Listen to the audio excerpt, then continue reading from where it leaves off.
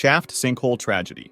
It was May 28, 1973, and a group of 9 diving experts had planned a dive at Mount Gambier's Shaft Sinkhole. This sinkhole had a unique feature. There was only a tiny opening leading to a cave with a lake 20 feet below. From this opening, a beam of light went down into the cave and onto the lake, which was extremely helpful for the divers' orientation. This beam was visible throughout most of the cave, unless divers ventured too deep into one of the 2 side branches. Everyone initially agreed that they would stay within a 200-foot maximum depth range so they could remain in the main chamber and still see the guiding light. This was their only plan. On the second day, however, 4 divers planned to go to the western section of the cave, aiming for a depth of 250 feet, which would have been a new record. This was deeper than initially intended and posed a significant risk because, in 1973, divers were still using regular air cylinders rather than mixed gas tanks. For this reason, they had to be more cautious as they went downwards, because nitrogen narcosis might have settled in. As they went down, the increasing pressure would have pushed the nitrogen into the bloodstream, producing a state of consciousness that is similar to when people are drunk. Keep in mind that these divers were not very experienced in cave diving. They were more accustomed to standard open water scuba diving. This added even more risk to their plan. They started going downwards into the western section of the cave, and one experienced diver noticed that nitrogen narcosis was kicking in, so he immediately went back out. Several of them followed him and went back to the surface as well, but 4 of them kept going, determined to set the record and get a quick look before resurfacing. After a minute or so, the group at the surface became concerned, realizing the 4 divers would soon exhaust their air supply. A few returned to the cave to find them, and they discovered a flashlight and a camera on the bottom, but no trace of the divers. There was a problem that we haven't yet mentioned: silt. The movements of the 4 divers stirred up the long settled silt into a sand cloud that would take a lot of time to settle back. This reduced visibility to less than an arm's length, removing any hope for orientation for the underwater divers. Without being able to see anything, oxygen running dangerously low, and nitrogen narcosis kicking in, the 4 divers drowned.